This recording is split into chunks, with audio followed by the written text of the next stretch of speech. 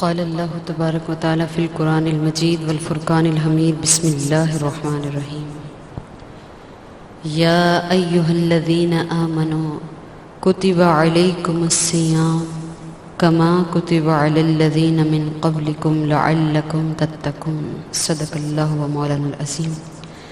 پارہ نمبر 2 سورۃ البقرہ آیت نمبر 183۔ اللہ رب العالمین اس آیت مبارکہ میں اسلام کی 5 بنیادی عبادتوں میں سے تیسری اور اہم ترین عبادت جو کہ بدنی عبادت ہے اس کا تذکرہ فرما رہے ہیں کہ اے ایمان والو تم پر روزے فرض کر دیے گئے۔ یا ایہا الذین آمنوا کتب علیکم الصیام، تم پر روزے فرض کر دیے گئے۔ 2 ہجری میں رمضان المبارک روزے فرض ہوئے۔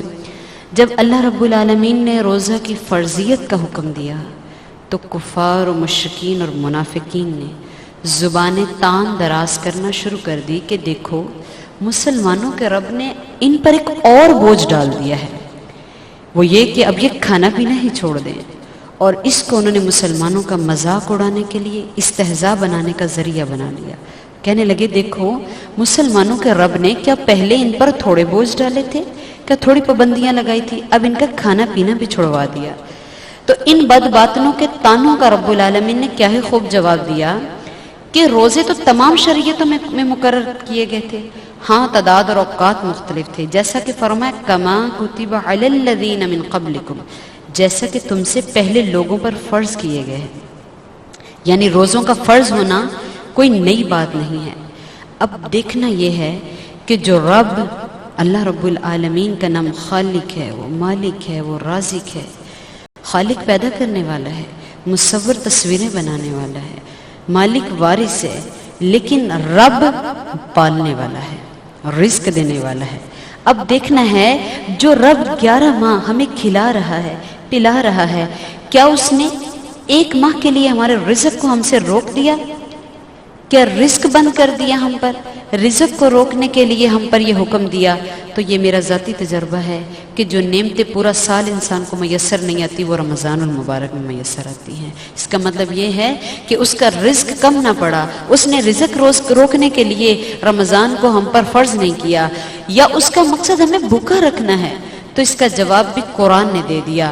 اللہ رب العالمین کا مقصد جو ہے، جو رمضان تم پر روزے فرض کیے گئے ہیں، مقصد بھوکا رکھنا نہیں، مقصد پیاسا رکھنا نہیں، مقصد یہ ہے لعلکم تتقون۔ روزے کی آئیڈیالوجی ہی یہ ہے تاکہ تم پرہیزگار بن جاؤ، انسان کے اندر رکنے، بچنے، باز رہنے کی طاقت پیدا ہو جائے۔ روزے کو عربی میں صوم کہا جاتا ہے۔ صوم کا معنی بھوکا رہنا نہیں ہے، صوم کا معنی پیاسا رہنا نہیں ہے، صوم کا معنی رکنا ہے، صوم کا معنی باز رہنا ہے۔ اس سے مراد یہ ہے انسان رضائے الہی کے حصول کے لیے، اپنے رب کی خوشنودی حاصل کرنے کے لیے، یہ ایک ایسی عبادت ہے جو ریا سے پاک ہے۔ طلوع فجر سے لے کر غروب آفتاب تک خود کو کھانے پینے اور خواہشات نفسانی سے باز رکھے، اور ہر طرح کے عیوب اور اخلاقی برائیوں سے خود کو باز رکھے۔ جس نے باز رکھ لیا اس نے اپنے روزے کو کامل طور پہ عطا کر دیا۔ نبی کریم صلی اللہ علیہ وآلہ وسلم نے فرمایا روزہ دوزخ سے بچنے کے لیے ایک ڈھال ہے۔ روزہ دار نہ فحش باتیں کرے، نہ جہالت کی باتیں کرے، ہاں، اور اگر کوئی شخص اس سے لڑے یا اسے گالی دے تو اس کا جواب صرف یہ ہونا چاہیے کہ میں روزہ دار ہوں۔ یہ الفاظ 2 مرتبہ دہرائے، کہہ دے اس ذات کی قسم جس کے ہاتھ میں میری جان ہے۔ اور روزہ خالصتاً اللہ کی رضا کے لیے رکھا جاتا ہے، اور اس بارے میں اللہ تعالیٰ ہی کو معلوم ہوتا ہے۔ اس لیے رب العالمین نے حدیث قدسی کے الفاظ ہیں جس میں اللہ رب العالمین نے فرمایا کہ روزہ میرے لیے ہے، روزہ میرے لیے ہے اور میں ہی اس کی جزا دوں گا۔ بعض جگہ قرات میں پڑھا جاتا ہے اجزی بھی، میں اس کی جزا دوں گا۔ یعنی مومن خالصتاً میری رضا کے لیے روزہ رکھ رہا ہے تو میں بھی اس کو خود جزا دوں گا، لیکن ایک قرأت کے مطابق لفظ اجزا بھی، تو پتہ چلا روزے کا تعلق صبر سے ہے اور تمام اعمال کی جزا جنت میں ہے، لیکن صبر والوں کے بارے رب نے فرمایا صبر والوں کے لیے جنت نہیں ہے بلکہ صبر والوں کے لیے خالق جنت ہے، صبر والوں کے لیے مالک جنت ہے۔ اسی لیے بعض جگہوں پر فرمایا اجزا بھی، جو خالصتاً میرے لیے روزہ رکھتا ہے اس کی جزا میں خود ہی بن جاتا ہوں۔ اور روزہ جہنم سے ڈھال ہے۔ روزہ کا مقصد بتانے سے پہلے میں اس کے چند فضائل بتانا چاہوں گی۔ نبی کریم صلی اللہ تعالی علیہ وآلہ وسلم کا فرمان عالی ذی ہے کہ روزہ دار کے منہ کی جو بو ہے اللہ کے نزدیک مشک سے زیادہ پسندیدہ ہے۔ اور میرے آقا نے فرمایا اگر لوگوں کو یہ معلوم ہو جائے کہ رمضان المبارک کی کیا حقیقت ہے، کیا اہمیت ہے، تو میری امت یہ تمنا کرے کہ سارا سال ہی رمضان ہو، سارا سال ہی روزے رہے۔ حدیث قدسی ہے، اللہ تعالیٰ فرماتے ہیں روزہ میرے لیے ہے اور میں ہی اس کی جزا دوں گا۔ حضور نبی کریم صلی اللہ علیہ وسلم نے ارشاد فرمایا الصیام جنت، روزہ ڈھال ہے۔ کیسے ڈھال ہے؟ یعنی وہ دنیا میں اس کے ذریعے شیطان کے شر سے مومن کو بچا لیتا ہے۔ روزہ انسان اور جہنم کے درمیان ایک آڑ بن جائے گا، اور وہ ڈھال اس طرح ہے کہ دنیا میں اس کے ذریعے مومن شیطان کے واروں سے بچتا ہے، اس کے شر سے بچتا ہے، اور آخرت میں اس کے ذریعے دوزخ کی آگ سے محفوظ رہے گا۔ نبی کریم صلی اللہ علیہ وسلم نے فرمایا روزے دار کی نیند بھی عبادت ہے اور روزے دار کی خاموشی بھی تسبیح ہے۔ یعنی اگر روزہ دار اپنے روزے کے پورے حقوق ادا کرنے کے بعد اگر وہ سویا بھی ہے تو عبادت میں شمار ہے، اگر وہ خاموش بھی ہے تو وہ تسبیح میں شمار ہے۔ اس طرح کی بیشتر حدیث روزہ کی فضیلت میں بیان کی گئی ہیں، لیکن میں اپنے موضوع کی طرف واپس آنا چاہوں گی۔ دیکھنا یہ ہے کہ یہ سب انعام و اکرام، نوازشیں، اجر و ثواب کیا محض بھوکے رہنے پر ملیں گے؟ کیا محض بھوک سہ لینے پر، پیاسے رہ لینے پر یہ سب انعام و اکرام ہے؟ کیا صرف بھوکے رہنے پر رب کی زیارت مل جائے گی، رب کا دیدار مل جائے گا؟ قرآن خود فرما رہا ہے روزہ کا مقصد ہے تمہیں پرہیزگار اور متقی بنانا۔ آؤ قرآن سے پوچھتے ہیں متقی کون ہے؟ تو سورۃ البقرہ کی ابتدائی آیت میں اللہ رب العالمین نے متقین کی 6 صفات بتائی ہیں۔ سب سے پہلے تو جو متقی ہے وہ غیب پر ایمان لایا ہے۔ جو تقوی والے ہیں، جو پرہیزگار ہیں، وہ غیب پر ایمان لانے والے ہیں، وہ نماز کو قائم کرنے والے ہیں، راہ خدا میں خرچ کرنے والے ہیں، قرآن پر ایمان لانے والے ہیں، سابقہ کتابوں پر ایمان لانے والے ہیں، وہ آخرت پر ایمان لانے والے ہیں۔ غرض کے مسلمانوں کو اپنے اعمال کی درستگی کے لیے رب العالمین نے 1 ماہ کی ٹریننگ دی ہے کہ تمہیں رب پر یقین ہے۔ جو رب کو بے دیکھے ماننے والے ہیں اس کا رب پر سے توکل نہیں ٹوٹتا۔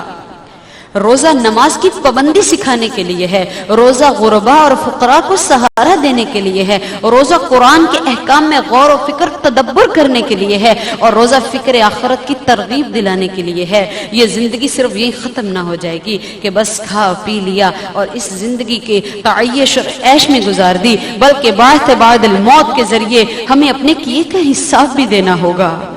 روزے کے اندر یہ حکمت پوشیدہ ہے کہ جو مومن حالت روزہ میں اپنی جائز کمائی سے حاصل کیا ہوا رزق اللہ کی رضا کے لیے کھانا چھوڑ سکتا ہے۔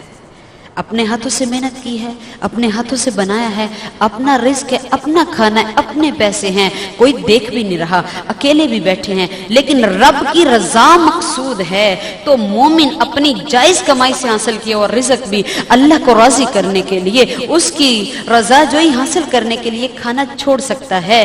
اگر وہ حلال چھوڑ سکتا ہے تو وہ سود کیسے کھا سکتا ہے؟ اگر وہ حلال چھوڑ سکتا ہے تو وہ رشوت کیسے لے سکتا ہے؟ اگر وہ حلال اللہ کی رضا کے لیے چھوڑ سکتا ہے تو وہ اپنے کاروبار میں ملاوٹ کیسے کر سکتا ہے؟ وہ چوری کیسے کر سکتا ہے؟ وہ قسم کھا کر کیسے مال بیچ سکتا ہے؟ تو پتہ چلا اگر حلال کو چھوڑ دیا مگر حرام نہ چھوڑا تو اسے روزہ نے اسے پرہیزگار نہ بنایا۔ اور روزہ دار اپنی بیوی جس سے اس کا نکاح ہوا ہے اور جس کو اللہ نے اس کا لباس بنا دیا ہے، اگر وہ اس سے دور ہے رب کی رضا کے لیے ایک وقت متعین کے لیے، طلوع فجر سے لے کے غروب آفتاب تک وہ اس سے دور ہے رب کی رضا کے لیے، تو ایسا مسلمان کسی نامحرم عورت کی طرف نظر بھی کیسے اٹھا کے دیکھ سکتا ہے؟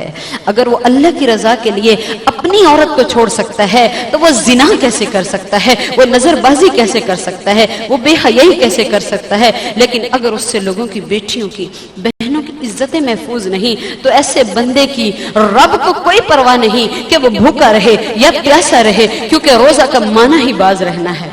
اگر صرف پیٹ کھانے سے باز رہا، آنکھ نظر بازی سے باز نہ رہی، پیٹ کھانے سے باز رہا، کان فحش کلامی سے باز نہ رہا، پیٹ کھانے سے باز رہا، زبان جھوٹ چغلی غیبت دل آزاری سے باز نہ رہی، پیٹ کھانے سے باز رہا، ہاتھ برائی سے باز نہ رہے، پیٹ کھانے سے باز رہا، پاؤں برائی کی طرف جانے سے باز نہ رہے، تو ایسا روزہ لعلکم تتقون کے درجے پر پورا نہ اترا، کیونکہ روزہ کا مقصد ہے جو قرآن نے بتایا ہے وہ محض مشقت میں نہیں ڈال رہا بلکہ مشقت کے ذریعے ہمیں نکھار رہا ہے۔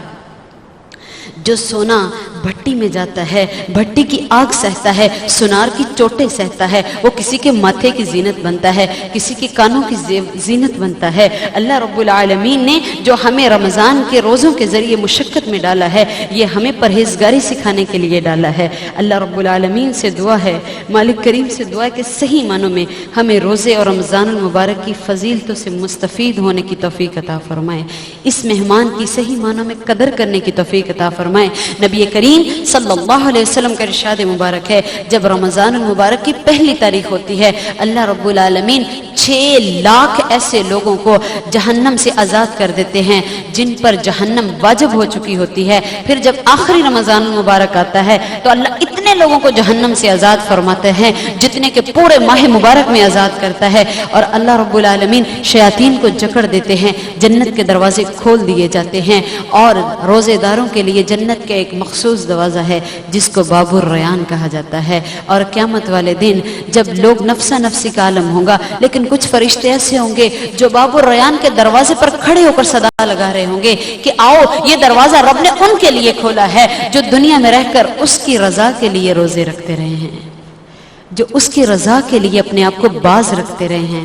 مالک سے دعا ہے ہمیں روزے کے حقوق اور فرائض ادا کرنے کی توفیق عطا فرمائے۔ وآخر دعوان الحمدللہ رب العالمین وما علینا الا البلاغ المبین، والسلام علیکم ورحمۃ اللہ وبرکاتہ۔